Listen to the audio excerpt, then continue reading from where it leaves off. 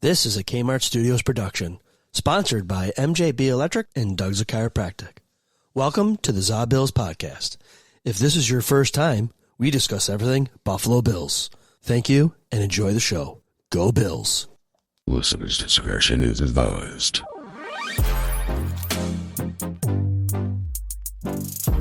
ZaBillsPodcast.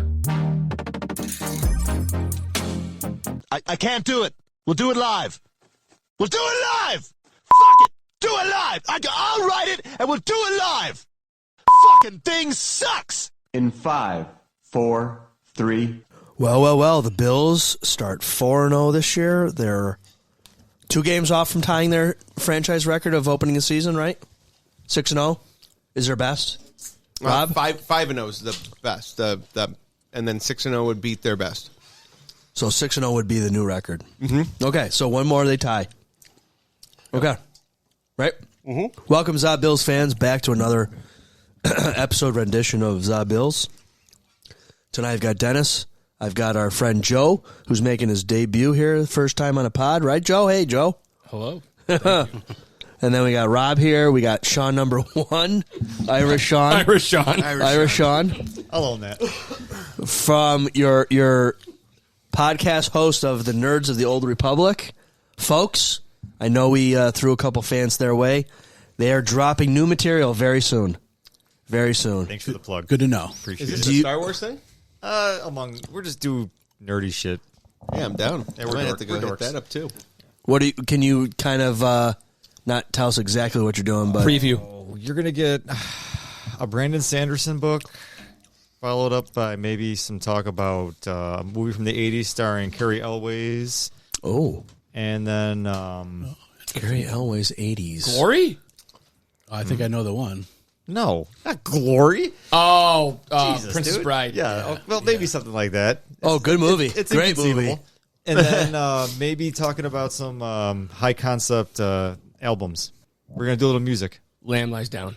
Oh, interesting. Oh, No, Music, that's a new thing for you guys. I can hope. We're gonna try it out. We'll see how it goes. Nice. what about how'd the Squid Games suggestion go over? It's still on the back burner. Okay. Stranger Things you've already talked about? I think we did. Uh-huh. It's been a while now. Wednesday? No. Okay. You said you do books, a lot of fantasy books, stuff We like try that? to so we'll do a couple throughout. We'll do like a 10 show or 12 show season, something like that, and then we'll try to do some books, some film or TV shows, and then maybe other stuff like just general conversation. Raymond E. Feist, that's where if you ever read any Raymond E. Feist stuff, read some of his fantasy stuff. You'll like it. Appreciate it. I'll put that on the list along with Wednesday and Squid Games. Yeah. Herb, how you doing? Great, never better. How did your tailgate experience go with your exchange student? It was great. My buddy took a hard spill, but he's going to be all right. In the Twin Oaks lot? Yeah. No, we were playing some game where you throw not a ball. You threw what were you throwing? Pop darts. Bowling balls. We were throwing things really high. Oh, was it a dice, like a die? Yeah, it was dice. Yeah, I yeah, saw and that you had the to other throw them day. into cups. And it And almost my like hits friends- the table, and you got to save it too. Or Yeah, like yeah. Oh yeah, beer dice. yeah. Yeah, it's pretty fun. Can someone explain this game to me? You got to throw the dice really Not- high. Not you. There's a cup on each corner, a solo cup on each corner. You got to throw the dice really high. It's got to be like 10 feet in the air. Who's measuring that? They had a ruler. Okay. I used Nah. to play that back in the day at Shirkston, and we used to have like a stick that was like attached to a table, and you had to get the die over the stick, and then you try to get it in the cup, and you could defend it and stuff. And if you lost, you had to drink out of not a severed leg, Sounds awful. that came out wrong. It was somebody's artificial leg was like hollowed out, and they fill it with beer, and you had to drink the whole thing if you lost. That's You didn't want to lose. Who the hell has an artificial leg? I got a crazy story about that someday, but not right No, now. not today. No, maybe later. He's saving it for his podcast. Oh, folks, go check out Nerds of the Old Republic for the fake leg story. All right, so Herb, Yo. how old was your exchange student? He is 16. He's not. He's still alive. He's still alive. You said was. Does he want to stay here? Is he like okay with the States? Nah, he did enjoy the Bills tailgate though. He kept just saying, "This is incredible." I gotta ask, did you take him to the place that Kyle feared? Twin Oaks. You took him to Twin Oaks? Oh my. Oh yeah, Twin Oaks lot, and he couldn't believe it. He was just kept saying, "This is incredible," and I'm like, "Yeah, it's 70,000 drunk people is a lot to see. It's a lot to take in."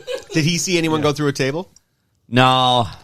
We almost went over to see the ketchup and mustard thing, but we forgot or something. I don't remember. It's probably better he didn't see that. Did I don't think any. I didn't drive, so just putting that out there. Did you look the other way for these Utes participating in any activities? No. They were good. They're good little boys. Okay. Innocent kids. Okay. Unlike, I don't know, Sean back in his day probably would have been chugging beers. 16-year-old Sean. Oh, he was a star DN for Ken East. That's right. What was your record that year? Oh. For varsity? You 2-7? No, I think our best was we were 3-5. Did you say 3-5 was your best? Played 8 games. Yeah, 3-5 was high watermark. Oh my god! There were years where we went 0-8, 0-8, 0-8. The fact that we won 3 was a step in the right direction. Okay. All So right. we say star loosely. Yes. A star amongst. It's Non-stars. a starter Relative. It's all relative. on a 3-5 team. It's not really I don't sit there and go to the Jolly Jug and do glory days about our football. It just doesn't come up anymore. Oh, he's hitting. He might hit for us, Dennis. You never know. He's got 72 yards tonight, dude. How much time? 6 minutes. You can do it. Oh shit, folks, we got a parlay for what is it, 80 plus or 100? You got to hit all the legs on the parlay. Oh my god, I think he's got it. You got to hit all the legs on the parlay. Yeah, but that was the one we thought was going to be the hardest. Yeah, he's gonna get it because they're running the ball. They're not throwing it with 6 minutes left. Yeah. Guys, can I just say they just did a cut to the cheerleaders, and as a season ticket holder, there's nothing more that upsets me than when the drum line comes out, and that's what we've come to, a drum line. Yes. And they take up like 20 seats of the stadium. They play the drums, and they add zero value. It's a hot take. No, it's not a hot take. No, it's a legitimate take, and I don't think there's any players who are going to sexually harass. As long as McDermott's in the at the helm, I don't think we're going to have any problems with the cheerleaders in the house. So we need to bring those back. Right. I think it's actually been over a decade. I think the last time we had cheerleaders was 2014. Yeah. Did he just fumble that ball? Yes, he did, but I think they recovered it. Oh my god. I'll second that. I hate the drum line. They're so unfun at a football game. It's a killer.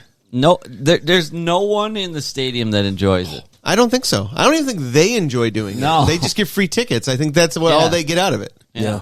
I'm going to push back on that. Oh yeah. Oh, here we go. Yeah, he will. Here we go. I don't think that we need any of that at the professional level. I don't think the cheerleaders let's be honest, it's nice to look at them, but I don't think they add any value at all. The drum line adds nothing. I've been to games at the Jills, and it was like, I'm like, what the hell are these losers doing out there? They do this stupid little dance, and then they go to the side and they shake pom-poms. It's stupid. It's like, this isn't college. This isn't high school. I agree with you in the sense that I'd rather have nothing. Yeah, nothing other is than a drum line. But if you had to give me an option between cheerleaders or the drum line, I am picking cheerleaders every day of the week. And I don't know who came up with the idea of let's get guys on the drums to run around on the field and bang on these instruments. I think they're both stupid. Billy Buffalo should go too. Like, we don't need any of that bullshit. Just get rid of it all. It's for the kids. It's for the kids. Fuck the kids. Holy. Wow. All right. He's had way too much Swedish fish right now. Oh man, Sean, I'm gonna check you right there. I need a blunt chest right now. I'm gonna be the voice of reason on here. We always talk about tradition, and cheerleaders are as old as the NFL. I make have a no male problem. cheerleader, Sean. They should be male cheerleaders. Minnesota and my- Jacksonville, I think. In my senior year, we actually, I didn't do it. I did not partake, but I had several friends that actually joined the cheerleader squad as men, and they had to be accepted because of Title IX. And I thought they were geniuses, and I was stupid for not doing it. They And probably we got had- way more ass than you guys. They had about, there was 5 of them that did it, and they were great. And I'm like, hey, more power to them. Mascots, as a former mascot, I will tell you that it is a necessity. It is something that gives you a defined definition of who your franchise But is. an identity. Okay. But Billy Buffalo is not an identity. He is nothing. I guarantee Not a if you good ask identity. anybody who our mascot is, they'll be like, I don't know, a guy is a cowboy? Yeah, I he's don't not know. the Phillies fanatic, like No. probably one of the best out there. He's not the Yeah. bull from the Chicago Bulls. I don't know if that guy's got a name. He probably does. Larry. Yeah, okay, Larry the Bull. I don't know if you've made that up, but it sounds right. But yes, is he fun? Does he have antics? No. Is he come flying off the roof on a zip line? No. But I think like for the kids and for the Yes. identity, he fits. Usually kind the- of like what is it, Buster Bison? Yeah. Usually the mascots are, I mean, your mascots are probably, usually they start between $60,000 and $80,000 a year. And the reason why is they're basically your head of marketing. And they serve a purpose. Sorry, Herb. I mean, they in a franchise, Bro. whether it's charity work or whether He it's needs doing, 4 yards. Shit. he's gonna get it. That's H-An's right. gonna get it. We usually root against him, but I hope so. He's gonna get it. They're not throwing the ball with 3 minutes left. It said No, receiving plus. he's I gonna get it thought. right here. It's coming. Oh, maybe not. I thought it said receiving plus. Shit. That Oh, perfect. we got another try. you go. They're down 10. They're not going to run them, though. They might. Oh, flag. Oh, flag. But yeah, mascots are important. Cheerleaders are needed. Sorry, Sean. Did you apply For what? No. for the new Billy Buffalo? No. It sounds like you got to be on call, though. You do. I mean, you do. I was a backup mascot for the Buffalo Blizzards and the Buffalo Destroyers. I got to go to San Jose with a bombshell. It was me and her. They sent us to their equivalent Wow, of the Super Bowl. steamy. Yes, and it was about a year after 9/11, and they were strict security on flights, and both flights to San Jose and back. She's the one who got randomly pulled out of the line to be searched. I'm sure of she did. course. I did not. I was right behind her the entire time, and they're like, "Let this Italian kid go." She got stopped both times by security. Did you ever see her again? Of course not. Oh. Way out of my league. Oh. Sean shouldn't have said bombshell on a plane. He shouldn't have. That was their names. Buffalo Destroyers. God damn it. The cheerleaders were the bombshells, which was fitting. Unless they get the ball back, he is not going to get it. He's gonna get it. There's a lot of time left.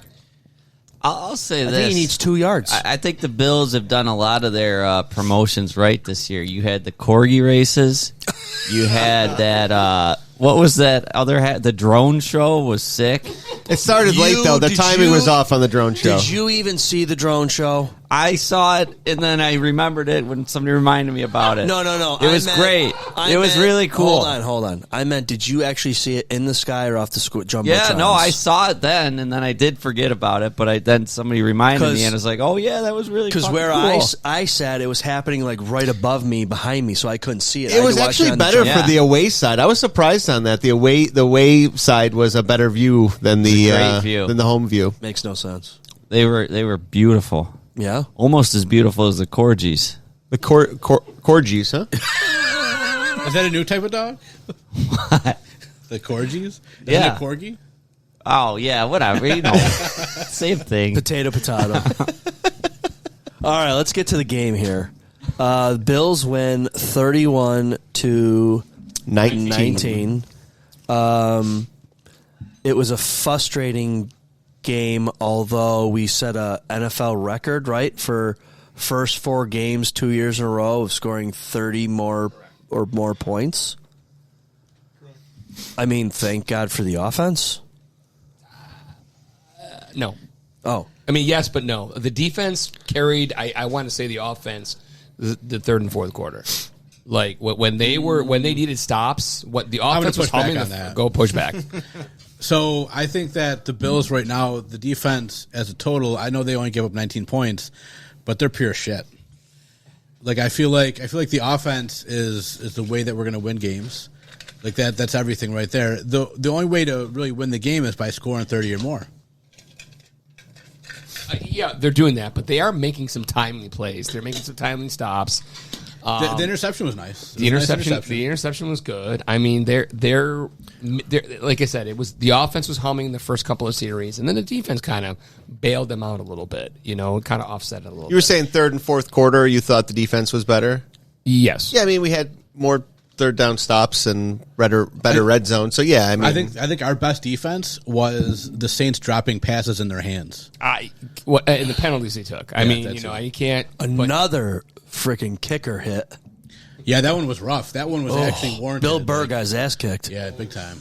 I gotta say, but with the defense, it's like by design. Like that's how they want to play the game. That's the defense they want. The blown tackles and that looks bad. I get it. But when it comes down to it, they're not a run-stopping defense. They want them to run the ball. They want to be able to control the game that way and then tighten up in the red zone and then hold them to 3 or nothing. And that's exactly what they want because they can dog race them on the other side with Josh Allen. That's the game they want. That's what they're going to play. You're always going to have this as long as Sean McDermott's your coach. You're going to have this don't break defense. Yeah. And it's just that's their style. That's what they built the team for. It matches up great with teams like the Chiefs, except for in the playoffs. But it looks bad when you play the Ravens because, well, until a few weeks ago they were awesome at running, and now they suck. But we'll get to them later. Yeah, but yeah. I just feel like that's it. You got to get used to it. That's just how your defense is going to look, and it sucks. I don't know if I can watch that. Yeah. So I just wish they were more consistent on the running, like the stop and the run. But they want them to run. They invite teams to run. They cover them with that too high shell thing. They're playing more base now, but they're still way more towards that. Yeah, you can't throw. Go ahead and run. And they hope that their guys are going to get their stops. I agree with everything you say, but I feel like the run, like they're playing with fire. They made Spencer Rattler look like Steve Young out there. it's so true. I mean, the hard part is Spencer Rattler threw for 126 yards. Yeah. Right. Stats don't lie. How much did he run for? I'm trying to look it up now. I think it was only like 46, 47 yards. He had some really Rattler was 49 yards. Yeah. So combined 170. But they're two running backs. Is that what you're talking about? No. Spencer Brown's total yards. Going into the game, would you give up 70 yards to Kamara? Yes. Yeah. Oh yeah. That's what he got. Yeah. It always. What about looks the backup? Backup right now is 65 yards. 30. I think what's missed here, and a lot of people have missed it, is look at the average drive start for New Orleans in the second quarter.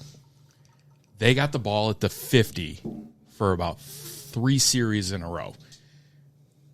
And on 2 of those, they held them to punts right away. We got the ball back inside the 10, either whether it was as a special teams play or we actually ran it out and there was a flag. Whether it was a flag or not is questionable. We can talk about that. But I think really a lot of the center of the game, if you really look at where the Bills were starting the ball and where New Orleans was starting the ball, I think changed your script of what you were seeing. Like you see New Orleans in Buffalo territory. Well, they started there. Yeah. No, that's a good point. That's a good point. Special teams was the biggest liability for our team. Yeah. So absolutely. And the Bills scored 31 points. The offense scored 31 points. Right. Yeah. Defense had the pick, but we got the ball at the 2 after the penalty. So it's not like you got a pick and you only have to go in 10 yards and score. Like Seattle the week before that blew out New Orleans, which I think adds to the perception of this. They had 21 points and the offense had like 50 yards. Yeah, they had a big punt return, I know. Yeah. They had a big punt return. They had a fumble. They had scored 51 or 21 points on 50 yards of total offense against New Orleans the week prior. And if you watch the box score, you sit there and say, well, Seattle put up 21 on them.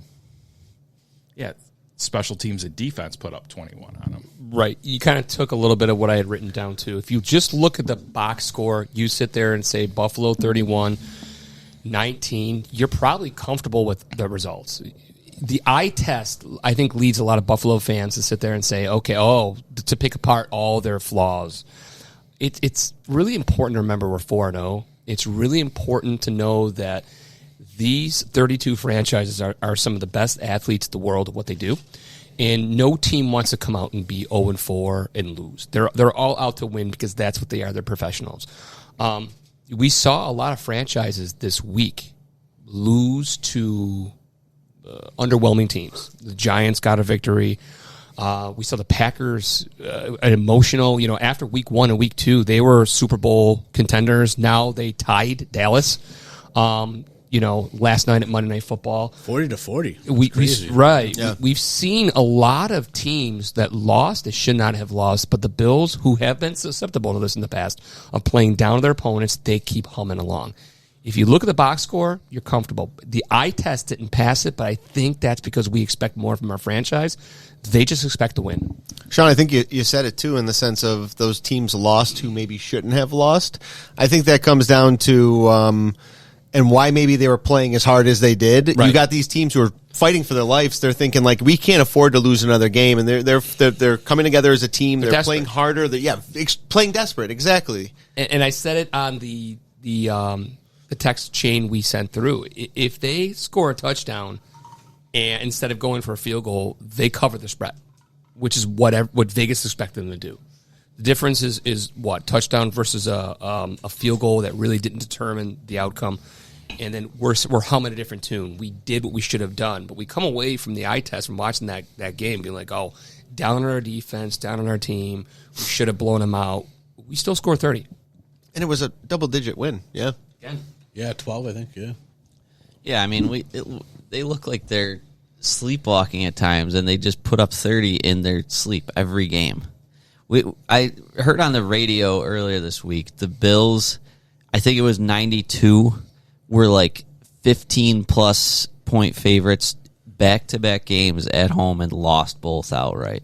Ooh. Like, these games are losable games. Like, even if you're a 15, 16-point favorite, like, you can... Yeah. It happens all the time. And, Josh's, second start of his career versus Minnesota. We were 17-point dogs and beat the crap out of Minnesota in that game. Like, it happens. So, I'm just happy with wins. Like, they don't have to look great. The defense is missing a lot of guys. And our defense should get better as the year goes on. And... we'll let them run it down, get some decent rushing stats, and put up a field goal or punt and give us shitty field position, and then we'll drive it down back at them. So I'll take it. I'll take a win. Yeah, I thought about what I think you said it last week about how all the other teams in the league, they don't play as good, and so I watched a lot of other games, and you kind of saw it. So. Credit to you. A lot of ugly football. Yeah, definitely. A lot of ugly football. Like the Bills, the Bills have had a couple ugly-ish games, but some of these teams just downright stink, and they're often watching their offense is just miserable. That's the thing that I think that Bills fans need to put in perspective is we were on the other side of this for 17 years. Yep. 8-8 football for so long that now we've got 5 years in a row we've been the East champions, right? Is it 5 or is it 4? 5. And that will be 6 if we, it should be 6. Where it's like now we're like Patriots fans, where it's like you expect everything to be a 17-0 season, and it's like it's hard. And the team keeps saying that. Allen keeps saying it in his post conferences, like it's hard to win in the NFL. Any team can win any game. Yeah. And like you guys said, they're still putting up 30 points a game. They get paid too. It's crazy, and they're winning by 2 scores. It's like what else can we want? This is exactly what we wanted for decades, and you got it. Yeah. Right, and they looked like, and I'll push back on my original point of defending the defense and the offense. They looked like a team unfocused, which is to be expected when you're going up against an 0-3 team. When you're if they were playing the Ravens or if this was against the Chiefs, they would come out looking like a different team. I'm glad we didn't play the Chiefs yesterday. They would have been a different team. They would have been dialed in. They would have been everyone to them. I look who they played so far this year. But what happens when you're playing a team that you should win, where Vegas has you up by 2 scores? You don't focus like you do in the practice. Chiefs looked really good yesterday. They did. I don't know if it was the focus piece. I think I keep going back to it, and I said it 2 weeks ago, is the controlling the narrative kind of thing. And I think our coaching is different each week, and you look at how we change from passing to running and how we how we actually focus on our defense and we focus on our offense too. We're really trying to control the clock on some of these teams. We're really trying to hold on possession. And I think you're going to have maybe a Patrick Mahomes game where it's going to be, let's let Josh throw because we can't afford to run and slow it down. We got to score faster. Or it could be hold on to the ball as long as possible and don't give it to Mahomes. So, I mean, I think that's part of what we do, and I think that's part of the coaching plan. I think the Chiefs also look really good because the Ravens' defense is shit right now. They are missing so many starters, and it's just they're not what they thought they were going to be, or what everyone thought the Ravens' defense was. And we exposed them in the fourth quarter, in like the last 4 minutes of that game, and just show what they really are. So I just that vaunted defense is not as great as they are. I don't think the Chiefs are bad, but they're not whatever. They're not back yet. They might be by the time we play them, though. Possibly, but we'll have pieces back too. So that's one of those tit for tat kind of things. Yeah. While talking about that, Tim from the podcast sent in some questions to ask: Did the Ravens choke, or did the Chiefs wake up? And then, how good are the Patriots? The Ravens, if you look at it, they had three turnovers in their own end. Lamar fumbled the ball, threw an interception, and they turned it over on downs. And Casey scored off of all of those on short fields. Okay. So I think that game looks a lot different. Much like I said earlier, New Orleans looks a lot different because they had short fields against us with super long fields. So I think you see a little bit of that. KC's defense, I think we keep talking about Patrick Mahomes, and everybody talks about Patrick Mahomes, but really I think their X factor is their defense. Their defense right now is keeping them in games, and that's what is somewhat scary is their defense, and Spagnuolo and Chris Jones and everybody that they do on that side of the ball, I think definitely has Lamar's number. I mean, if you look statistically, Lamar is won 2 games against Buffalo and KC combined in his career. Look at Derrick Henry. He was underwhelming again. Why do we struggle against the guy? That's the part, right? He out-physicals us. Yeah. We're not built to stop the run. Yep. And that's where you get a couple of those players back from suspension, and that's hopefully where you come in. I'm hoping Ed Oliver coming back and Hoyt and... No, it's not. Yeah. Oliver, Hoyt, Milano, Hairston, like those guys could all make big impacts. Ogunjobi. In the running game? Hairston? Just in general, like on our defense. Yeah. Is Hairston coming back? I heard he might not for a while. We'll see. Like he's probably the most questionable out of that group to make an impact this year. But so Sean number 1, Irish Sean. What was the purpose of going out and drafting some of these D tackles and a big Deion Walker and getting an Ogunjobi? If wasn't that to be better on stopping the run this year? And yeah, they're trying to make moves towards it because the NFL is shifting back from pass heavy to more run heavy again. And Bean sees the change occurring in real time, but it's going to take a while to build your defense to actually deal with it. And the guys that they brought in, 2 of them can't play for 6 games or whatever it is, and you've got people are getting injured already. It's going to take a little while for that to materialize and that base defense to look better. But, credit to McDermott, who's learning how to do more than one defensive scheme, I guess. And that shows progress. But I feel like it's going to take a little bit of time. And hopefully they peak right in January when we need them to. Mm-hmm. Yep. Deion Walker did have a big run stop and a huge play, too. So did he have 3 tackle for losses, I believe, yesterday? Yeah, but big run stop as well. But, yeah, he had a good game. I think it was a coming out game because he played some more snaps than I think he normally played. So yeah, Walker's been looking good the last few weeks. Mm-hmm. I think, is anyone nervous about how much Joey Bosa's playing yet?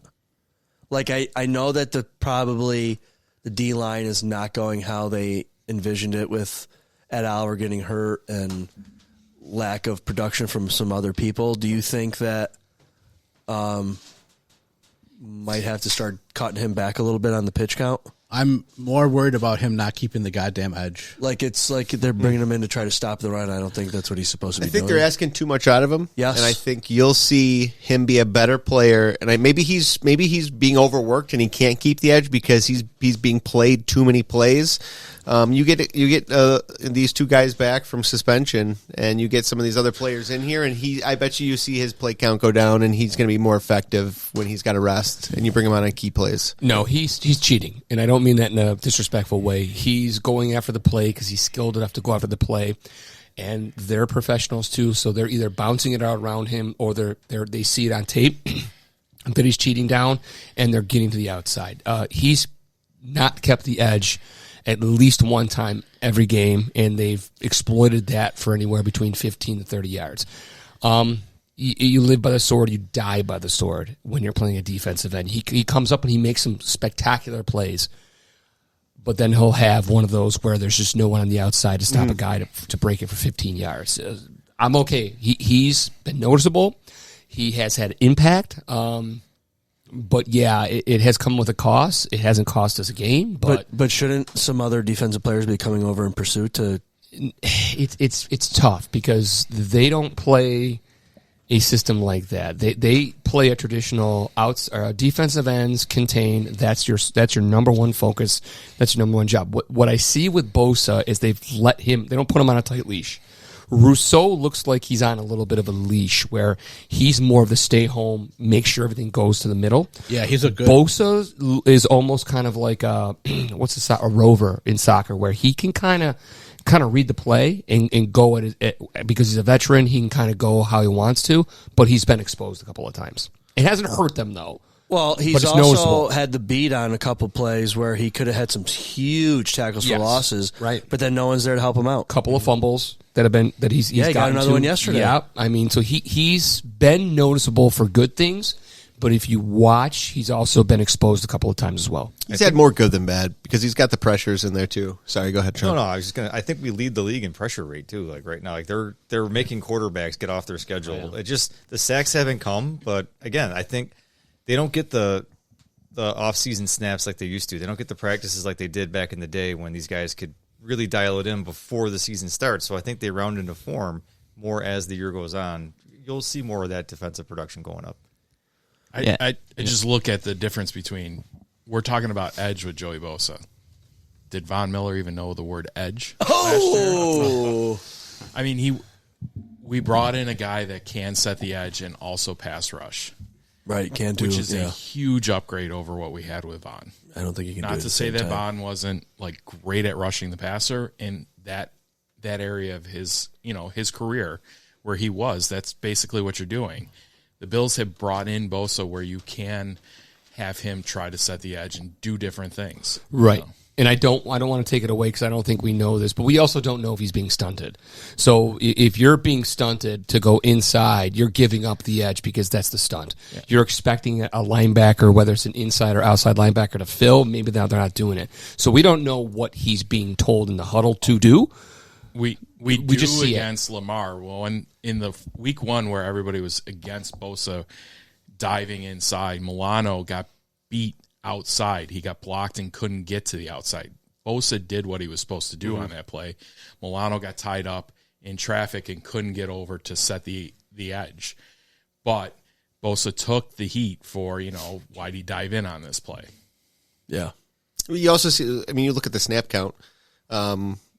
You have Von Miller who would be third and long. He would get very select plays. You almost knew when he was coming out. You knew it was going to be, this has to be a pass play, so we're going to bring Von Miller out. Where Bosa's in there for like 90% of the snaps. It's a crazy number he plays. So I feel like dial these guys back. Yeah, him is one that stands out, and James Cook's one that stands out a lot. Like, his money. Dude, you want to dial their snaps back at some point. Hopefully you clinch early. Isn't he on pace for another record of like how many consecutive 100-game? Mm-hmm. Well, he scored a touchdown in 8 straight. Yep, that's one. Yep. So Joe Brady was saying today that he definitely wants to get the ball to Ray Davis more and to the other. What's the other guy? Ty Johnson. Ty Johnson. Yeah. Cook waved off coming off the field though. A play last week. Said, nope, staying out. You can tell he is cooking. He is, and feeling it. I can tell you, being at the game, I don't know what you guys saw at home, and you might have seen this, Herb. When he ran out of, you may not have remembered. That's true. When he ran out of bounds, and he probably could have got like 2 more yards, and it looked like he gave up. I'm like, I don't know. Maybe he was told like, yeah, save yourself from a couple extra hits. The very next play reminded me of like Marshawn Lynch beast mode. The way he carried people on his back and ran to the second yard, like within a yard or two of being in touch. I was nuts, and I'm like, guy earned every bit of respect. Like he made up for anything there. I had flashbacks of the player talking about where he's got a guy around his waist and he's pulling him. Mm-hmm. I had flashbacks. I had been ripped open by one of my coaches because that happened to me. I had a guy by the waist. He basically dragged me. I was water skiing on this guy's back. Yeah. And the coach called the entire defense over and lit into me specifically because of how I piss poor tackled. And I felt a little bit better considering I saw a pro basically get dragged by James Cook. I believe he scored a touchdown that one. Is that no? He came a yard short. Yeah. And then I think that ended up being a stupid drive or something. But easily he had him on for at least 3 to 6 feet. Yes. Where he's carrying this and breaking other tackles too. During it. He's looked great all year. I thought he's looked great all year. Bean looks great all year. They got this guy under contract. He looks like he's fulfilling what we're paying I think he found a rhythm. I think that's what like trying to fit Ray Davis in and with Ty Johnson. You got to find a rhythm, and I think he's in such a rhythm that you don't want to take him out just to give him a little breather. Especially like you said, he was waving off. I think he waved off yesterday too. Yeah. And so I think you just got to let him go a little bit, and then obviously you got to save him from himself at some point. Yeah. But I think you got to let him go a little bit here. He wants it. He keeps saying, "I'm the star running back. This is what you're going to get. I'm you're going to see more of it." He keeps like feeding into it, like he wants it bad. Yeah. I have never known. Maybe I'll walk it back, and I think there's so many people who have to. Is we're like, he's not worth this money. I look at him right now and his production, and it's almost like, man, we got to steal. We stole him from everyone else. Like, we underpaid. Like, we got a deal. Oh yeah. I think he makes Josh Allen better. And like I'm not even talking about like the little swing passes or whatever like that. What I mean is that Josh Allen doesn't have to be superhero Josh Allen. So like James Cook can run for his 120 yards or whatever he had yesterday, and that's great. And then Josh Allen, when he has to, in the fourth quarter, I think it was when he ran for that touchdown, then he puts the cape on and does what he has to do to win us the game. Dude, that's scramble. So that's great. Yeah. I think that's part of the game plan too. Of like, let's save Josh. Josh, don't even try to break for these runs. We'd rather have you throw it away than break for the runs. And then fourth quarter, it's almost like they take the breaks out and they're just like, all right, buddy, you can go for it. Like, just finish this game out strong. Yeah, it was almost like they were like, okay, well, the Saints played well and all that, but let's just take the training wheels off here. Yeah. Let's play. You got to say, though, that run or that series there, where you got your linebacker-sized quarterback breaking ankles on a 27-yard run, and then he throws a dime to his tight end for a touchdown. It's incredible to see when they turn it on. It's insane. That was a beautiful small little what he pump it or held it and he froze that dude and then threw the wheel route over. Back to Ray Davis. I heard today on the radio that Ray Davis has not been getting as many touches is because Ray Davis came in this year lighter than last year, and he was trying to cut some weight to have a faster burst as opposed to being their more physical back. Were they disappointed then, it sounds like? Yes. You think that would be communicated like, don't cut weight, Ray Davis? But maybe he thought he was going to get Cook's job because of the whole, maybe some of that talk, and he was like, maybe I could fulfill this. Right. And he kind of played that role of a third down back last year. Third and short, like he would kind of come in because he was kind of a bigger body, power back. I feel like you need the difference. You do. That's the point of having 3 running backs on your. But I mean, Cook is running strong and hard between the tackles. The line's doing great. Other than, I'm surprised it took us this long, 38 minutes in, to talk about how critical Spencer Brown is. Yeah, we need to the right side. Holy shit. Yep. Just to follow up on the other one, is Ray Davis losing snaps to James Cook, or is Ray Davis losing snaps to Ty Johnson this year? I don't know the numbers on that, but Ty Johnson has played more, I think, than normal too, right? Hasn't he? I truly think if you look at the James Cook contract, and anybody that didn't want to pay him the money was more because he was not a 3-down back, and his snap share was below 50%. So everybody that said, I'm not going to pay him that for less than half of the time that he's on the field, they were justified in saying that. Sure. Paid him the money. He has the snap share now this year. You're going to do that, and now you're going to give him more snaps. He's making the money. Is Ray Davis losing snaps, I think, more to Ty Johnson than actually? I think the way that plays out. Potentially, yeah. And it's going to come. Like, listen, we're kind of living in the moment right now as we should, being 4-0. If this team runs the table like we expect it's going to be, they're going to rest these guys. They're going to. You're not going to see as much Cook. You're not going to see as much Bosa. There's going to be more rotation. Allen and Cook are holding hands on the bench, fourth quarter, not playing. Allen's got way too much pride for that. But I think if they're running away for holding hands, no, just coming out of the game. Oh, I think if they are running away with the AFC, I think you're going to start seeing them in the next maybe 3 or 4 weeks. Hot take. Yeah, kind of seeing more what we saw last year with this 3-back rotation, with the tackles, defensive tackles, the ends kind of coming in and keeping these guys fresh because they know the end game is the playoffs. Is 4 weeks deep enough though? That's. I mean, you got to get to like the beginning of December. In this division, it might be. I mean, it might be. What if we win on Sunday? We're 3-0 in the division. If we win on Sunday, one seeds. I think what we really, really want and need, and I think it's so important to get healthy and make sure we stay healthy in the beginning of the playoffs and through that. Well, I think it's all like game script too. A lot of it, like look at 4 games. We just played 4 games, so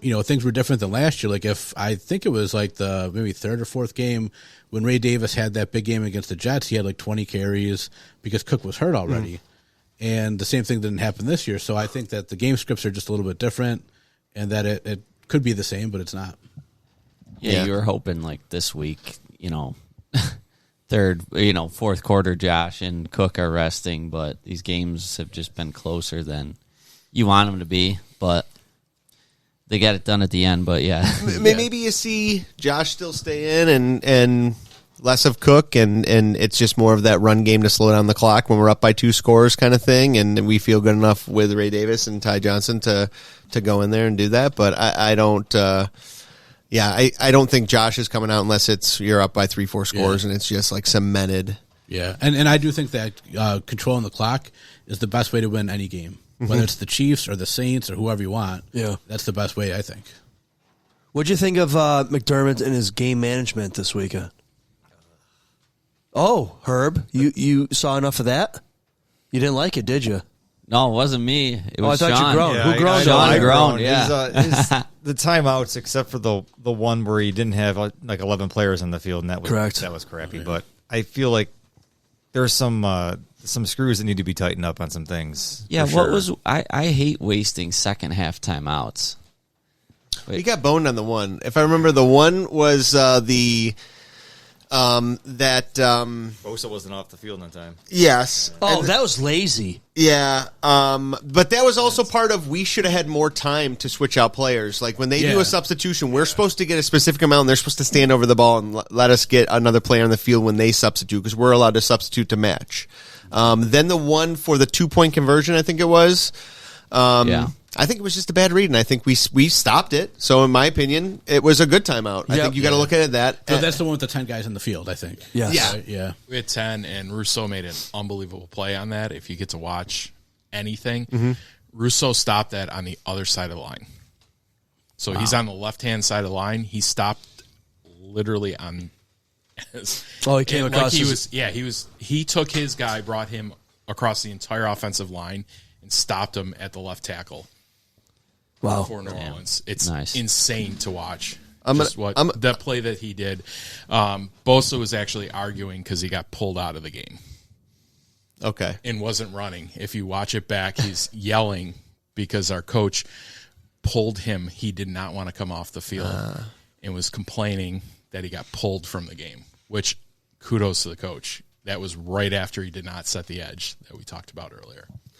So here's I'm gonna and I think there's too many Sean McDermott retractors, and I'm gonna set the story straight. And he is an incredible coach amongst incredible coaches. Pulling up a few things here: 5+ consecutive seasons with 11+ wins. There's only 4 coaches that have done that. Okay, 2 of them already have. Already in the Hall of Fame, which are Tony Dungy and Tom Landry.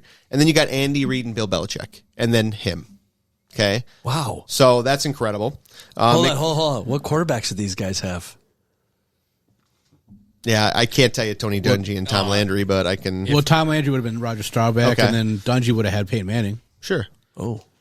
Belichick would have had Tom Brady. And then who was the other one? And Reid. Belichick's record without Tom Brady is Right. Yeah. Not But- great. is not optimal. But still, that's It was great for us, though. Let's look at the 90 wins in the first 135 games. Let's remind our fans that you're a McDermott truther, right? Hey, man. That's a huge milestone. Yeah. 83 wins in the first 8 seasons. Only John Madden has done that with him. Third most wins as a head coach. John Madden's ahead of him. How much credit do you give to Josh Allen being a fucking stud?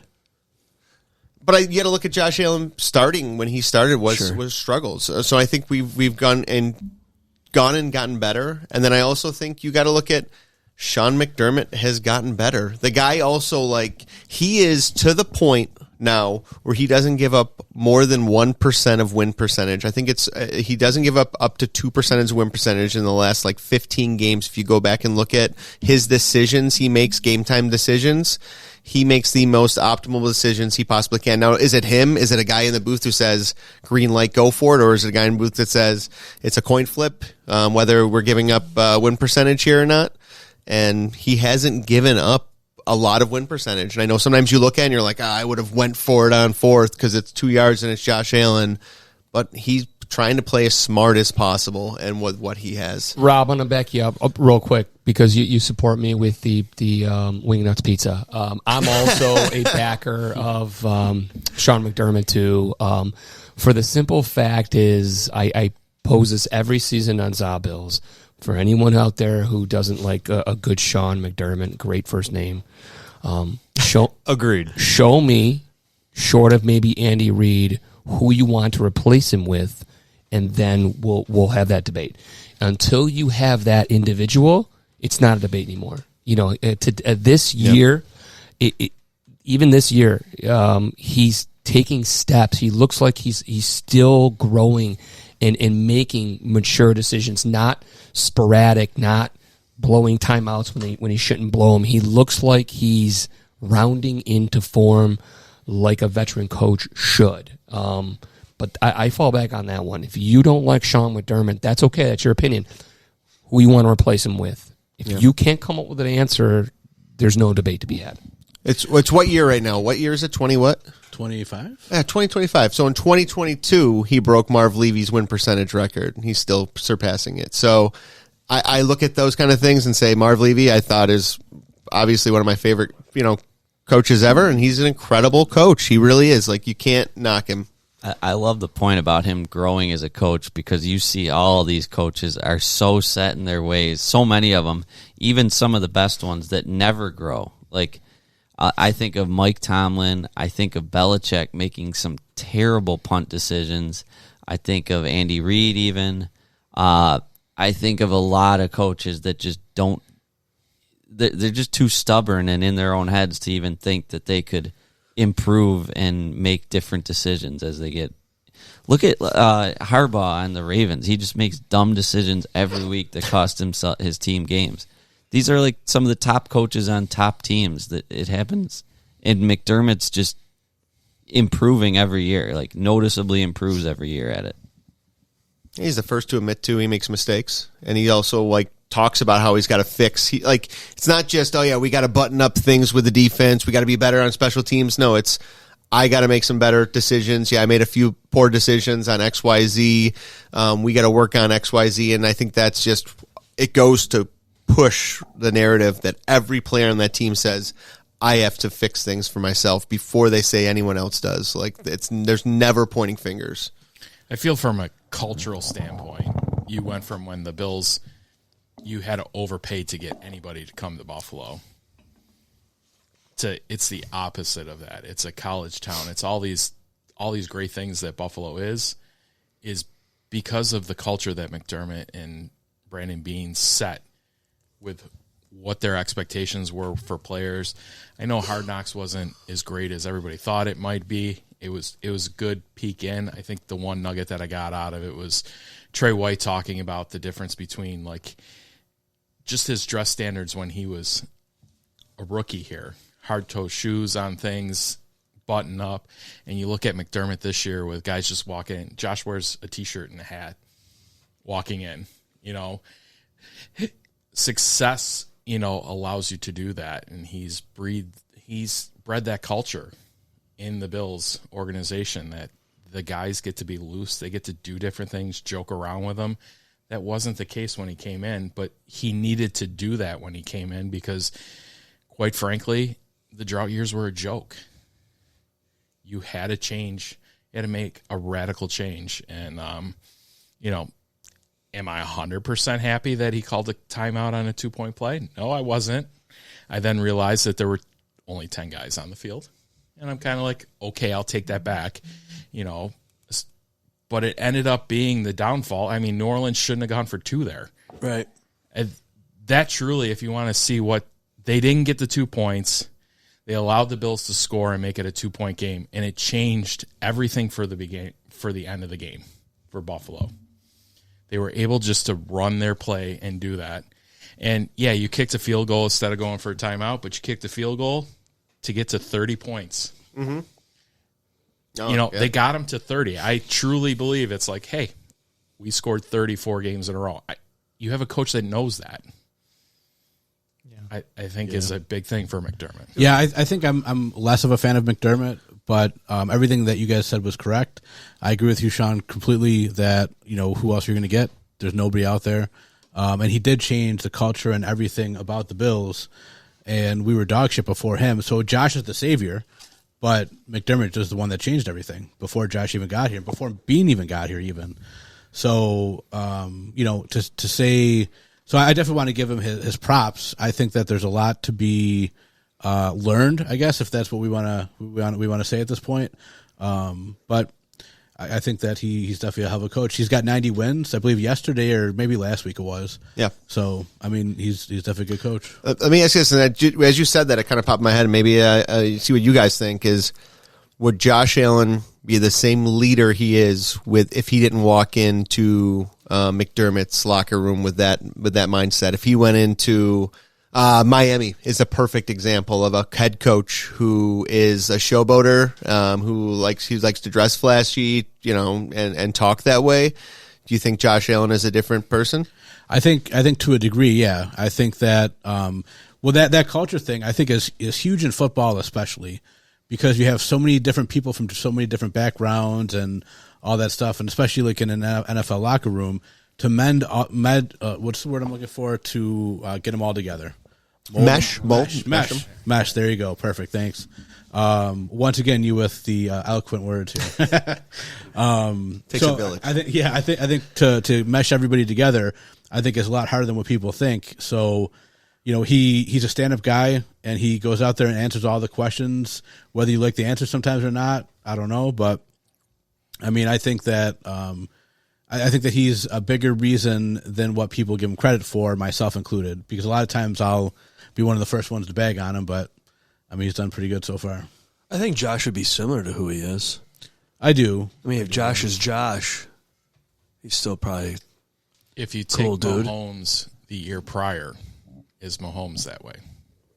Ooh, No. and Mcdermott? I don't think so. I think Josh is very, very special, and I think that Mahomes, said everything to me. When we beat them, I want to say 2 years ago, and Mahomes and Allen met at the end of the game on the field, and Mahomes is complaining about something, and he couldn't give it to Josh that he won the game. Like, he couldn't even give it up. So I feel like little things like that. Maybe I'm looking too much into it. I mean, speaking as a Josh Allen fan, so maybe I'm looking too much into it, but I don't think Mahomes is the same person as Josh Allen. I just don't. Josh talked about being there was a recent interview, or it might have been after he was drafted, because I was watching those highlights early last week when he was picked, and some of the Buffalo fans were upset we picked the wrong Josh. He talked about being more comfortable going to a small market Buffalo franchise compared to going to a Miami or a San Francisco or a New York-based, Dallas-based team, because that's where he's from. Small hometown, California. Still love Fireball. Can't believe that's the name of a town. Yeah. But that's. I don't think you can didn't matter what market he went to. Very little was going to change who Josh Allen was. Would he have still married Haley? Probably. Yeah. If Haley found him in Buffalo, I'm sure Haley was going to find him in Miami or Dallas or Green Bay or wherever. That's a good question, though. If he's in a different place, would he be the same guy? I don't know. Like, does it change him? Accomplishments and. I don't think it's. I think he's the same guy, but is he Sam Darnold and is he Baker Mayfield on his second or third team when he becomes this? That I think is the difference, and that was the original question that I asked.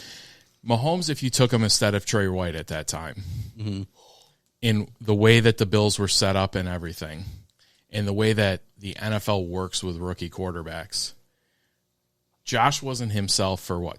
Till his third year? Yeah. That's Mahomes' fourth year because he's a year in.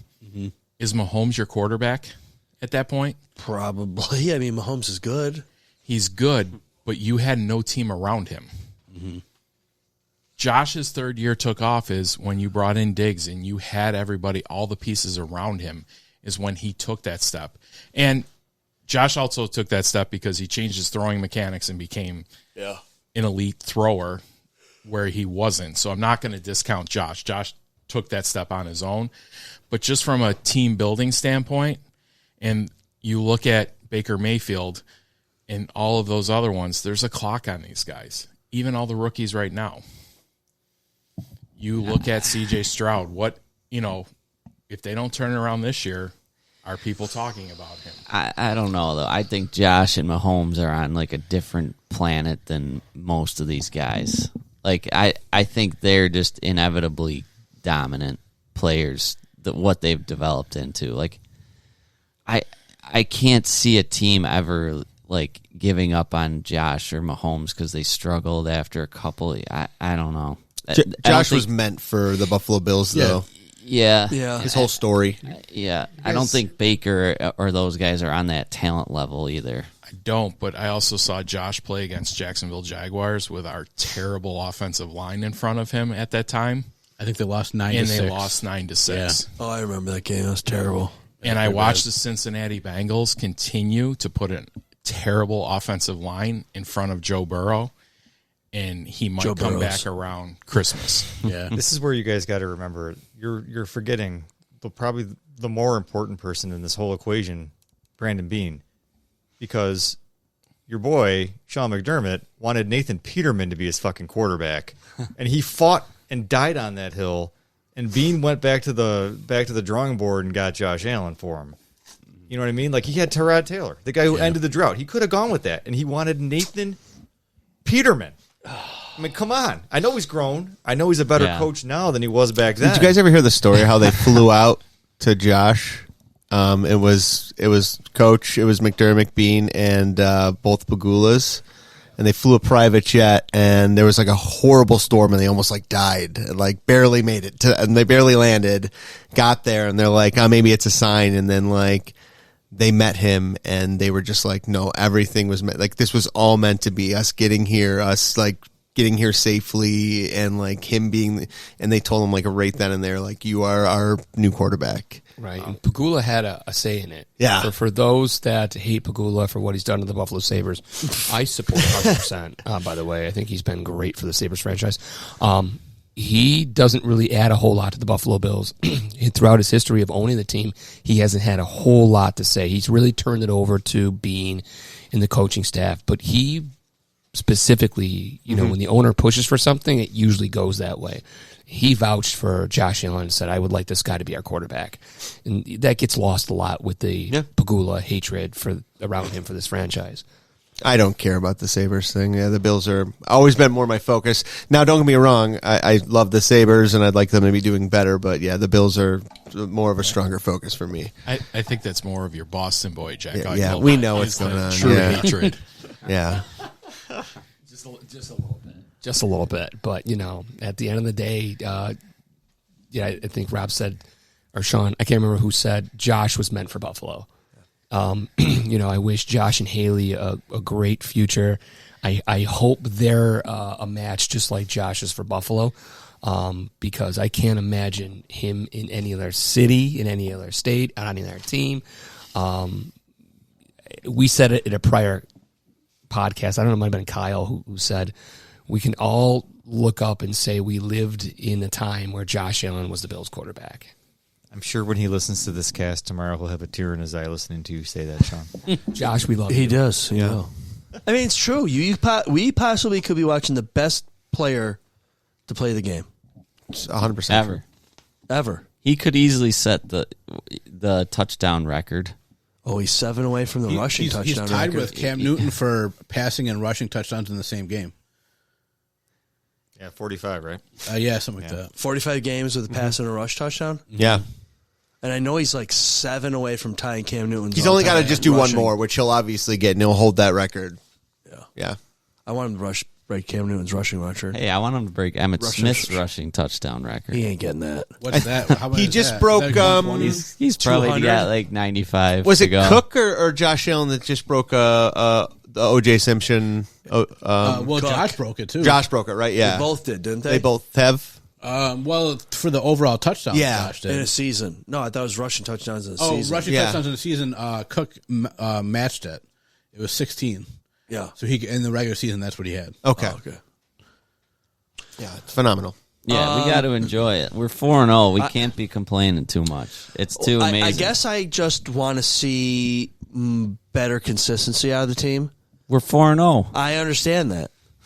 I'm looking down the road, big picture, past the next games, and I'm like, oh, this defense is a little scary when we play better teams. But that's first month football, too. You want your team rounding in week 14. They're fucking professionals, Sean. They've been playing football for 25 years. Yeah, but you're playing dumb rookies. Herb, what's the record? Who's the dumb rookies? You're I playing think dumb I believe rookies. we're You have 4-0. Sanders and Walker on the line. I think that's where the consistency comes. Every game you can show a splash Walker play, and I can show you a splash he missed the gap, and there he runs for 20 yards. That's what you're getting currently right now by doing that. You know, you're playing that back and forth with the rookies. You had Cole Bishop that made an unbelievable interception this week, and everybody was ready to run him out of town against Baltimore. So that's the consistency that I think you're looking for. But for me, to be 4-0 in the beginning of the season and you have the rookies getting as much experience as they're currently getting, game time, on script experience right now, only helps, I think, the Buffalo Bills moving forward. I agree 100%, and that's why I want to see Harrison back sooner rather than later. Because I mean, I know that's needs not reps. really. Yeah, he needs reps exactly. Because we want him back for like the playoffs and stuff like that, and so he might not be back until after the bye. I'm guessing Playoffs? but who knows exactly how long? Yeah. They're being very tight-lipped about it, and that has me worried that they're being so It's worse tight-lipped than it about is. it. Because exactly. That they're not that they're hiding something, but they're not talking about it, so they're not shedding light on it or anything like that. Whereas you break your arm, the guy's back in 6 weeks, or whatever the case is. Whereas this is a lot more ambiguous. It he got not only you, a there big you one. go, Big one. big one. That's a real So big he word. got hurt in early August. I think it was like the second week of training camp, and so he's been out this long. And the first time we saw him was I think last week. Last week he was doing PT on the Yeah. field, but he was moving. I mean, obviously a big brace. He had that Yeah. hard brace, and that goes all the way up and down the leg. But at least he was, I look at it as we just don't want to share. We have to share the very minimum because of gambling, Yeah. and I think that's all that we That do could be anymore. too, yeah. To Joe's point, too, it feels like the depth is it's lining up for a late season, like to have the depth there when you need it. Like in previous years, we haven't. Our defense has been depleted, and it's almost like they learned from prior mistakes and they loaded up to make sure that we've got enough guys who have the reps who are ready to go in January. You see these rookies that, like the second half of their rookie year, they're a different player sometimes than they are the start of their rookie year. And they're playing out of necessity right now, but like the D tackles, like they could be much better players by the time playoffs roll around. Or going into year two, especially. Like these guys are going to be different players by then. Hey, Dennis, I heard today that Javon Solomon could be on the bubble for getting released when Ogunjobi and Hoyt come back. Yeah, that's what I heard too. When they have those other guys coming back, I think that a lot of it has to do with who's hurt. Like you brought up Bosa before, and what the thought would be is that when those guys come back, Bosa has more of a time to rest, I guess, during the games and stuff like that. But Solomon, he's got to put something up the next 2 weeks, 3 weeks, whatever it is. Yeah. Otherwise, he might be gone. Yeah. Because the other guy is Landon Jackson, who hasn't played yet, and I don't think it's because he's hurt. Oh, I thought So it's weird. It was funny. If you went on yesterday and looked, it said he was active and got a jersey, but he didn't. It was Jimmy Carlo who got a jersey yesterday, 35. He actually missed a tackle, and I don't think I saw him in the game after that, and that was in the first quarter. I don't know if you guys noticed that. I didn't. I only saw him in for one play. I'm like, who's 35? Who missed that tackle? And it was Jimmy Carlo. And I'm like, that's cool. And then I'm like, oh, let me see if he's active. And I'm like, They brought him in the first quarter? But who they said was active was Landon Jackson. But I think they just made a mistake. Yeah, I think they made a mistake. So the It had to be inactives I special have is teams, Landon right? Jackson was inactive. So, but yeah, I think it's because I don't know if they don't trust him or what, but you'd like to see him in there a little bit, give him a little bit of playing time, like we were saying about Harrison. I think I was saying last week about give him a few plays here and there. I feel like that's a good way to do it, but I guess they don't. Yeah, I just don't think he must not be able to play any special teams right now, Landon Jackson. That's the biggest thing. And so they said whoever Landon Jackson takes, he's got to have to play some kind of special teams. And that's where Jimmy Carlo is able to do it, is because he is a special teams type of guy. And you can fit him in and then pop him in a few plays where needed. And that's probably why Solomon's active over him, too. Yep. He plays special teams. I think Epinesa played a bigger role in that, being as hurt as he was and playing through that. And I think that's what the Bills decide to do with Epinesa next week and the following week is that. And also you can play. I feel bad that the punter is out, but you could technically play games and just sign a punter to the practice squad and keep elevating him. And that's one less guy that you need to cut when the other two come back, at least week 6, and push the ball down. Wouldn't you get so many elevations though? You get 3. You get 3, yeah. Yeah. 3 elevations, but I think the big thing is the number is you get so many set people you can put on IR a year, right? Yeah, IR to return. You get like 8. That's all right. And I think we have a decent amount that's like I think in we that only bubble. have 2 so far, maybe 3. Yeah, I'm not sure. But I have Tylen Grable. Isn't Bass is on IR, right? Yep. Bass, Poyer was put on. Hairston. Poyer never. Gabe Davis, right? Didn't he get? No, he doesn't count. He's He practice counts as squad IR, IR. practice squad. So that doesn't I actually think count. we've used 3. Interesting. Okay. I thought there was more than what it was, because I know like those are the things that kind of scare you. Is like, we're so early and we've got so much like invested there. Yeah, you got to manage it smart. But yeah, they're going to have to be smart about how they handle it with these guys coming back. Well, and the big thing, like we're talking about 4-0 and how great it is and stuff like that. The only thing that really matters is the playoffs, and I think Sean always usually says it, but that's really the truth. That I mean, we could, as long as we make the playoffs, I think I'd be happy. I'd probably bitch and complain on this podcast every week, but I'd still be happy about it until the playoffs. That's what really matters. Yeah, you got it, and we said it a bunch of times. You got to be peaking at the right time. Everything's got to be going at the right time, and getting rookies playing as much as they are now is going to give them the experience. And hopefully, you're getting some players who are like, "All right, this is our guy. He's gotten all the experience he needs." So it's exciting. Yeah. How do you guys feel about the Patriots? We'll talk about that and seal her up.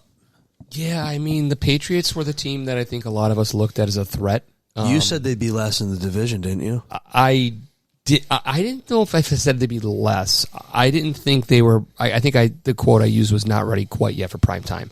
I think they would take a step. I think they had added pieces, but I didn't think that they were going to be a threat to the Buffalo Bills. And frankly, I just thought the Jets, after week 1, looked like which was totally way off, looked like they were in a better place than the Patriots, which was a totally terrible take.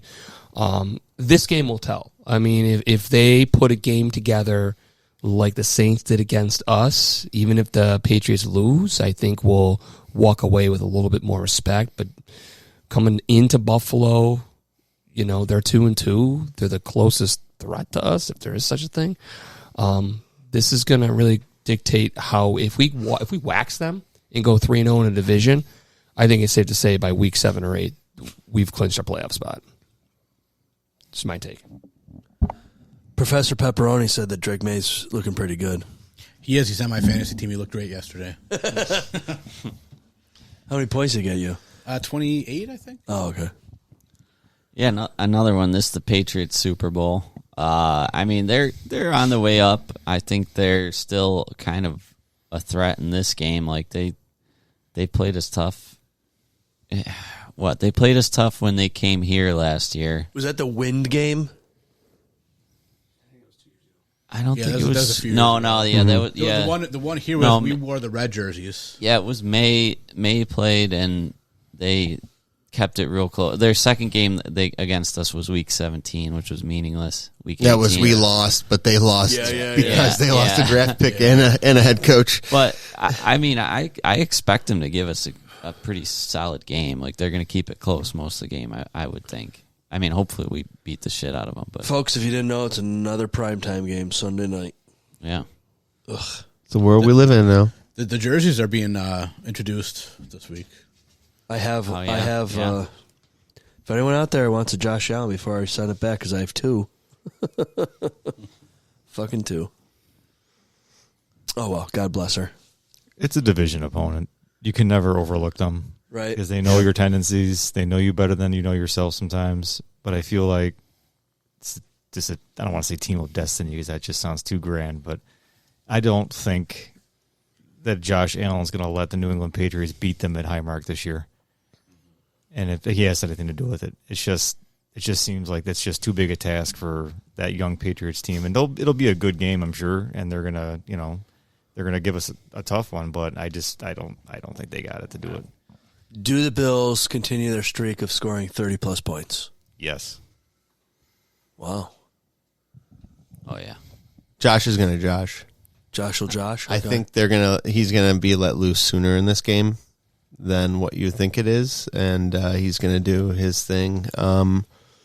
I've said it. I actually have said from the beginning and actually towards the end of last season that Drake May is a good quarterback. He's Josh Allen-ish, but he's no Josh Allen. Like he's built, he acts like him. He just doesn't have those skills, and he's not. I don't think he's going to get there, but he's good.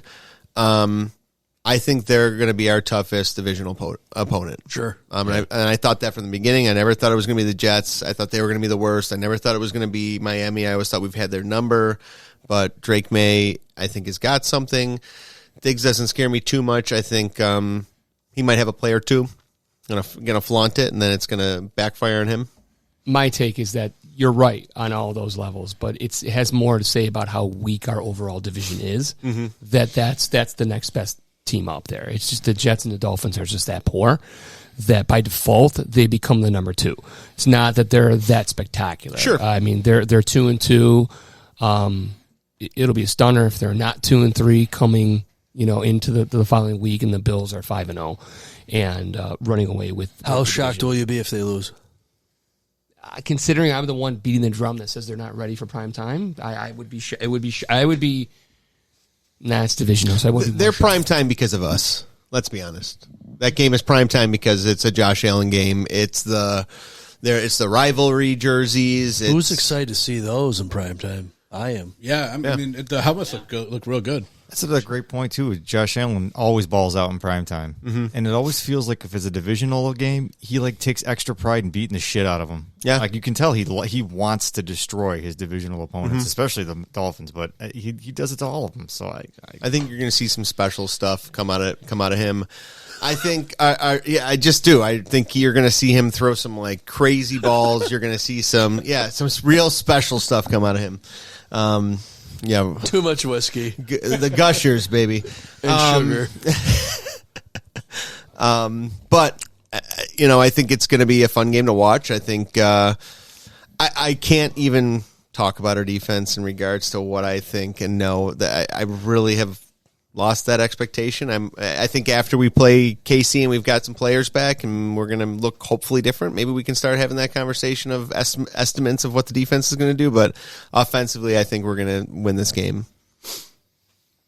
Yeah, the Patriots don't have a really much of a run game, right? Like Ramondre Stevenson. Travian Henderson from Ohio State. So it's complimentary football boys. Yeah. The Patriots have scored multiple special teams touchdowns.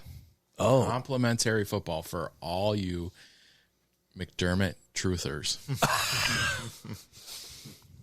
I think it's truly, if the Patriots are going to be in this game, they're going to have to get some special teams, touchdowns, things like that.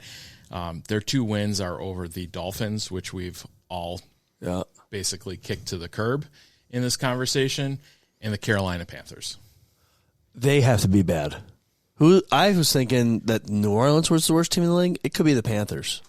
The Panthers the Titans are outside the Panthers the week prior to beating Atlanta, which Penix inexplicably threw picks and gave them that game. They were actually the betting market against neutral field. Carolina was 32. Oh. If you looked at the stats of that, Carolina was the worst team. They were worse than New Orleans. And I just want to add, they did lose to the 1-3 Raiders. Their only Raiders victory is against New England. Yeah. Oh. Okay. So before we crown a new AFC East champion, I just want to slow it down just a hair. Like it's. Well, I wasn't crowning Drake May a champ yet. Well, no, I don't think anyone is crowning them. But I think if you poll most Buffalonians, by default, New England is their biggest threat for the division. I just think they have the most upside. That's what I'm saying. Out of any team that we're playing, they have the most upside. That was the statement there.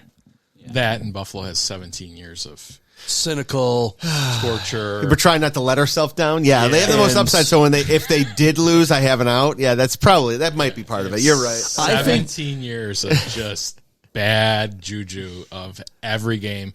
I mean, no different than the last game when it got close. Yeah. Everybody goes to the drought years. They do not go to the last 5 years of the Buffalo Bills pulling out those games. Yeah. You still go to the dark place. I didn't worry. I really didn't. I was in it. I feel like we used to not be a fourth quarter team. And I do know those dark years of like, we fucked ourselves. We did this. What did we do? Like, you'd get a penalty. Like, we saw penalties in that last game that might have cost other teams games that we had. And I feel like in the past we would always be like, what the fuck? Like, what did we do? In neither that Saints game or Dolphins game, at any point did I think, oh, we're going to lose this game. That was the point I was say gonna make that now, earlier, Herb. too. No, I know. Like, we don't even have to play well to beat those teams. You didn't get a trap game text? What's that? I got a couple trap game texts during the middle of the game. I guess as a lifelong Bills fan and a cynical one, like, things are going well. Like, we're probably going to lose a game that we shouldn't lose, and it's going to have some repercussions down the road, perhaps, because some teams may turn it around in the second half of the season and may catch up or something. You know, whatever. Hey, man, a great Buffalo hero once said, have a little faith. Yeah, why are you leaving? Have a little faith, man. Just have a little faith. Like what Herb was saying and what Joe said about the going to the dark place in that game. I'm like, oh yeah, McDermott blew another timeout. You know what? We're not going to need it. My first thought was, we're not going to need that timeout. We're fine. I never felt like, oh man, we're going to really fucking need that timeout. We got to do the 2-minute drill. Never crossed my mind. I guess it's better than watching him fucking try to draw a team offside, blow a penalty, and then fucking punt it anyways. At least he's not doing that dumb shit anymore. I do agree with you, Joe, though, in the sense of like the back and forth game you play in your mind of like, man, I remember those days, and this sucks, and like you get so beat up over every lost game. Oh, if we only would have done this, or only would have done that. Where now we keep winning, and it's like you get so angry of a win. It's like we should have won better. Like do better. Point on the dial where Ralph Wilson touched you. Right. This is one of those situations where both sides, the cynical and the one celebrating, can both be right. Yeah, no one has to be wrong or right on that. We have the scars. We're living in the golden age of a franchise. It's hard to totally appreciate that because we don't quite have the hardware. So that cynical part of our brain rules the day, even though what we're seeing is high quality, excellent championship level football. Absolutely. Are you done with your pick for the Bills and Patriots here? Oh, I'm taking the Bills unless like the injury report is ridiculous. Gotcha. I mean, that's really the only way. Like, you tell me Friday what who's playing, who's not. I think that's the only way this game's close. And does Spencer Brown play if it's not New Orleans with a calf injury? We haven't heard anything about Ed Oliver. You haven't heard anything about Matt Milano. Is that because you're playing New Orleans? Is that because you're playing this? Those are the things that I've gone to they're not playing because they don't need them to play. Yeah. To beat these teams. That's pretty confident, don't you think? Like, fuck, we don't need Milano out there. Fuck, we don't need Spencer Brown out there. I mean, it's how no it should different be, than too. how New England and all these teams have operated for multiple years. We just have gotten to that point, and as much as I think we exercised a lot of demons by beating New England in the playoffs with a perfect game, we also set a demon inside of us that everybody expects the Bills' offense to be perfect every single game. I do. I think that was like a double-edged sword. I do. That game was like great. We beat the crap, especially out of Belichick. It was fantastic. Everybody did it, and then they're like, oh, we can do this every single game. And the expectation is they should do that every single game. That's not how the NFL works. I get it, but Josh Allen is that freaking good. Like, it's like, why aren't you getting some points one way or another every drive? He's that good, but the rest of the team isn't. I was about to say it's a team game, unfortunately. Oh, yeah, it's true. Wide receivers drop balls. Yeah. Offensive line misses a tackle or misses a block, and then running backs, fumble the ball. I'm not projecting anything happening, by the way. I'm knocking on wood. None of this is going to happen, but yeah. One thing that kind of makes me think is they did not put Oliver on IR. Yeah. So he's missed the last 3 games. So that sets him. That means they would. Well, you could say they didn't want to waste an IR slot, but also maybe they were looking at this game to bring him back. You have this game, you have Atlanta on Monday, and then you get a week bye. Yeah. So if you're looking for a health standpoint, do you play him for 2 games and then give him a one off, or do you sit him one more and you give him play 1 game and then he gets a rest week after that, an extended rest week? I'm sorry, you said so. The way their schedule Patriots lines is up, Sunday night? Patriots Sunday night, Atlanta Monday night. Atlanta Monday night. Yep, it's And just killing then my you have a watch bye. parties. I mean, And then you essentially have, I don't want to say this, but you have a quasi bye after that with Carolina if things stay the way that they are. if we keep going that way with just, I mean, their schedule is for all of the years that we've had a terrible schedule and you've played the gauntlet. It's insane to look at the Buffalo Bills schedule this year and see the teams that they're playing. It, especially as a 1 seed, they got the lucky draw. Yeah. We got what KC was last year, where they went 15-2 and played us. Or I don't even think they went to. We were the only loss, right? No, they lost the last game of the year. But they lost to Denver when they played. Because nobody played. Yeah. So if we win this one, the division it's these other teams in your division. Like, you're going to look at it and say we have no chance. The Bills are 3-0 in the division. The Bills will be 5-0 overall. I mean, the Jets and Dolphins are already dead in the water, but the Patriots are. What are the Patriots? 2-2 right now. Yeah, they'll be 2-3, 3 games back with us having beat them head to head already. They're done. When we win this, the division's over as far as anyone should be concerned. I think it's a division game, so I think they're a lot harder than, like you were saying, Sean, about how they know you well, that kind of thing like that. I think division games are tougher. I do think that the biggest thing for me is that the Bills can't beat themselves. No. If they don't beat themselves, they'll win the game. Plain and simple. You don't want to step on your dick in prime time. So, or anytime. Well, that too, yeah. But especially in prime time when people are watching. Yeah. What's your score prediction? I'm going to say 38-35 Bills. What? 38-35? Yep, and I think you were right about the special teams touchdowns. And I think our defense is going to let in a few ones that you would hope that they wouldn't. So I think that it's going to be a high-scoring game. Anyone else got a score I prediction? see him Kyle, alone did you give here. yours? I think it's going to be tight. I'm going to go like a 24-21. Just don't be still when they blow them out. Just it's division. I'm playing. I got that safe the bet. history. I know you do. You got the cynic still in your brain. I think I was raised a cynic. I think they're going to learn from the last two, and they're going to refocus. And being a divisional opponent at home, prime time, Josh Allen, superstar, married to a beautiful woman, McDermott growing, taking steps, leaps and bounds. They're probably going to win. You talk about her a lot. Just saying. They're probably going to win by 3 scores. I'm like those two Asian guys in the beginning of Major League. Yes. And they're like, oh, they still suck. Too high. Yeah. Welcome back, Mac Hollins, by the way. Oh. And Stephon Diggs. He had his first 100-yard game yesterday. Fuck Diggs. So, I mean, I agree. Collins is my boy. So Wish him all the best. Just don't catch any balls. I mean, Josh could trip on his dick in prime time just because it's that huge. But Oh, my I'll God. say I like that. it won't matter. I'll say 34-21 Bills. 31-17 Bills. 37-21 Bills. I feel like they get over 30 easily. I think it's going to look a lot like the Jets game.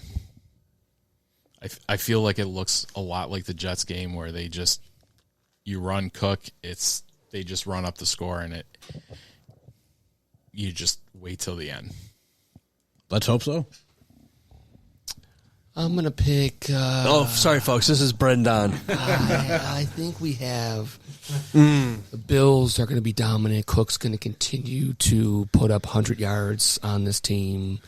Diggs is going to get shut down. Josh Allen's going to go nuts like he does normally. New England 34, Bills 14. A tradition like no other. Yes. Good job, Yes, Brendan. indeed. Thanks for stepping in. That's funny. There was, 2 big injuries yesterday in the NFL, right? Yeah, Neighbors is out with an Neighbors ACL. is probably done. And who's... and then Tariq tonight. And then Joe Alt has a high ankle sprain. yeah? The tackle for the Chargers. He's out for multiple weeks. They didn't say how long, but I can't believe the Chargers lost to the fucking Giants. You lost Bosa early in the week. Yeah. Torn ACL. Nick. oh yeah, that's right. Damn. The Chargers aren't that good, though. I'm like a closet Herbert fan. Like, I'd like to see him do pretty good. Chargers are going to be. They need their 2 offensive linemen back, and Khalil Mack did not play in that game. They were up against it for. Well, his arm snapped in 2 pieces or something, right? I'd be stunned if That he's was back anytime rough to soon. watch. Like that. Yeah. That injury was grotesque. Yeah. Yeah. What was I going to ask? I don't know. Somebody say something. Go Bills. Go Bills. Oh, what the hell was I going to say? Shitty. I'll have to cut this out at the end. So what's your score for tomorrow again? Tomorrow? Next Next week, 24-21. Wow. Okay. Nice and tight. Am I getting a trap game text at 24-21? What's the over-under in trap game taxes? Do we have... Is there a lineup? Is there a lineup for this game yet? Yeah, a little- I believe it Is was it like 8.5 points? 8.5. Yeah. Yeah. 8.5. Okay, so it's really like 5. No, No, 'cause they're 1.5. home. It's really 7. Oh. I thought you get 3 for at home. Not anymore. 1.5. When did they change that rule? 1.5 if you're good, and if you're basically the Giants, you get like a half. Oh. So there are games where you don't even get the full 1.5. Vegas does not give you the full 1.5, depending on how bad you are. I say we cover. I don't think I think we'll win by double digits. Well, I hope you all are right. Yeah, a nice easy game would be nice. The last 2. I don't think. I don't again, want to fucking up and down bullshit. you know? 37-21, I don't know if it's going to feel easy still. I think there's going to be times we're going to be like, this was difficult. I almost said 37-21. Oh, too bad. I said 34-21. Same thing. Oh, jeez. I would like to see less yards after contact. I just want to see.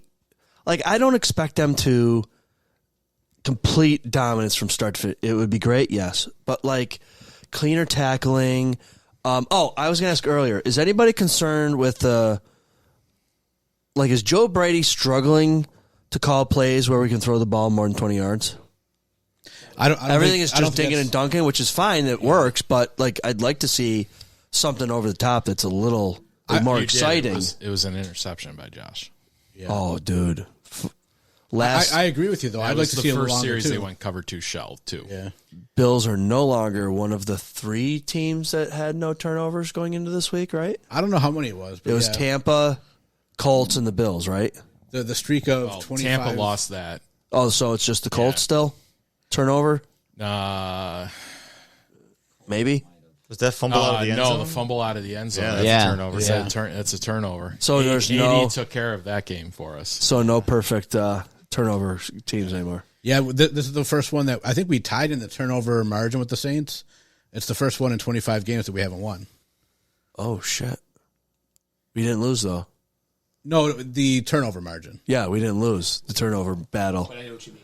We broke even. Yeah, that's what I'm saying. Yeah. So we didn't. Okay. And Josh addressed that. He actually addressed that, I believe, at the start of the game. His He's like, pick? No, I'm taking what the defense is giving me. So if they're going to give me 8 yards to throw, I'm going to take it. I'm not necessarily going to. I know. I'm just sitting here looking for big highlights. And I get that, but Big highlight was Shakir. Yeah. Yeah. That was nice. Oh yeah, That was And Dalton Kincaid's block on it. very true. Who everybody always says that Dalton Kincaid does not block. he's blocking pretty well this year. Yeah, definitely. I think That was Hawes an is incredible play. I think Hawes is putting some pressure on that Yeah, kid's. he's rubbing He's off playing on him. pretty good. Yeah. I don't know how it Hawes. looked on TV, but live, that play was incredible. The way he Oh, my broke those God. tackles. Like Yeah. I'm like, oh, he's getting tackled, but that's Which- a great catch. what- Shakir running for the touchdown. Oh yeah. Yeah. Hawes led the tight ends in snaps this past game. Really? Yeah. Is it because we're so run heavy? I mean, and Yeah. because They he's used run him to blocking. cover up Edwards. Okay. Oh, yeah, that too. Yeah. Yeah, that was a problem at right tackle. No, I thought isn't that Vandermark. Vandermark. Vandermark? Or I'm sorry, not Edwards. Yeah, Vandermark. Yeah. Thank you for the correction on that. But Yeah. they used him on that side a lot. He got manhandled. Who was he going up against? Cam Jordan. Well, there you go. That guy's a Hall of Famer. I mean, he was just blowing him back into the quarterback. It was bad. Yeah. Spencer Brown might. Well, we'll wait till what? Tomorrow, Wednesday. Wednesday, probably. You would think if they're holding a few of these guys back, they'd be wanting to play in this game. Ballers want a ball, Divisional right? game. Yeah. They also want to wear that jersey. Who wants that Yeah. ball in their hand? What's that? Who wants that ball in their hand, right? I mean, gamers want to win. They want to play. Gamers want a game, yeah. Yeah. They're ready. They'll be ready to go. Well, we have a new segment that is going to start next time where we're going to start doing parlays and betting and shit. And I don't remember half of them that we did tonight, but we lost. Hey, A-Chain was close. You guys thought I was nuts. He was close. How many out of the 7 did we get? 3, Okay. right? I hit my Dobbins bet, so I don't know what the fuck you guys were all doing. I didn't place one, so I didn't add to it either, so I was at a soccer game. I was missing it. there's a lot going on. Dennis picked A-Chain for 100. Yeah, and he was 99. So Fucker. it was right there. Son of a bitch. Fucking won. And then, I don't know. What else? Can you pull it up, Sean? Can you go over it, please?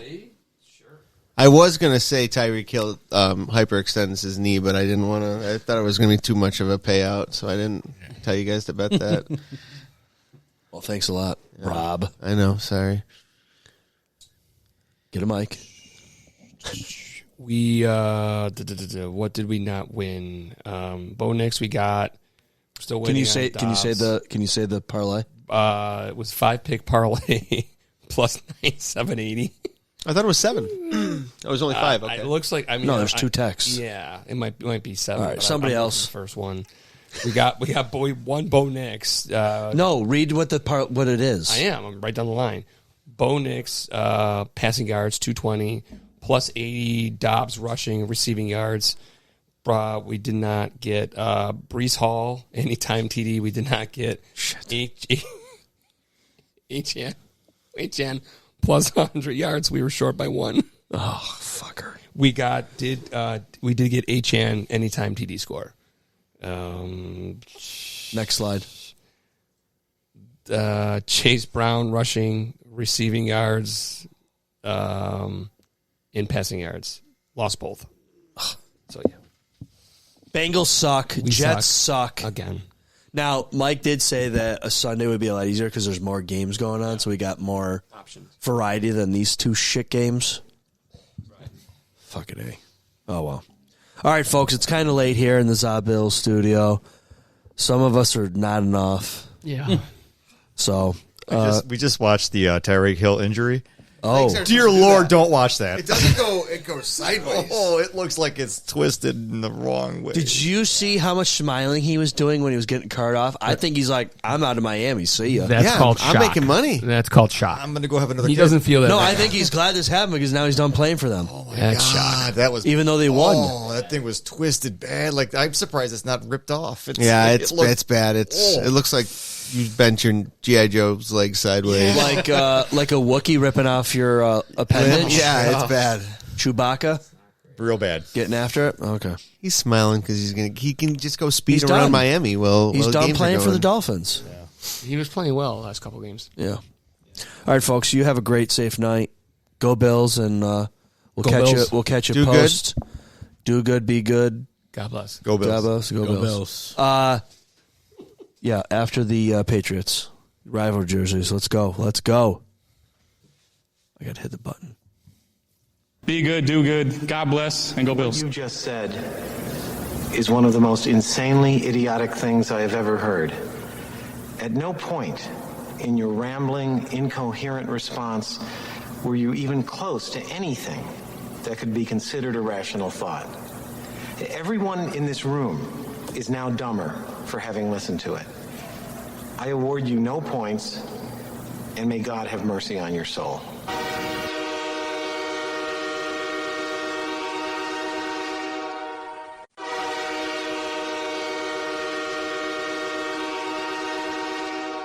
The ZaBillsPodcast is naturally assembled by Kmart Studio Productions. Sponsored by Doug's Chiropractic and MJB Electric. Thank you for listening. If you haven't already, please rate, review, and leave a comment. It certainly won't hurt. Executively produced. Executive sound engineering. Fundraising. Music. Lighting. Recruiting. Treasury. Pizza. Costume design. All by yours truly, me, Kyle. And all artwork was created by Avery and Mark Deschamps. Ladies and gentlemen, thank you for coming. Please drive carefully and arrive home safely. Good night.